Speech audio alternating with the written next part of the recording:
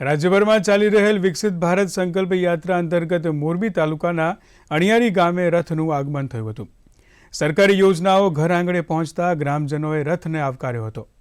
આ પ્રસંગે કેન્દ્ર સરકાર અને રાજ્ય સરકારની વિવિધ યોજનાઓના લાભાર્થીઓએ તેમને મળેલ લાભની મેરી કહાની મેરી જુબાની અંતર્ગત વાત કરી હતી। ઉપરાંત ગ્રામ પંચાયતની 100% નળ જોડાણની સિદ્ધિ માટે પ્રશસ્તિપત્ર એનાયત કરવામાં આવ્યા હતા। વિકસિત ભારત સંકલ્પ યાત્રાનો રથ આવ્યો હતો, તો આમાં સરકારશ્રીની નોખી યોજના વિશે માહિતી આપેલ છે। ગામના મોટી સંખ્યામાં લોકો ઉપસ્થિત રહ્યા હતા। અમારા ગામમાં આયુષ્યમાન કાર્ડ મોટે ભાગે નીકળી ગયા છે અને પાણીના કનેક્શન ઘરે ઘરે 100% દેવાઈ ગયા છે। આ યોજનાથી ગામને સારો લાભ મળેલ છે।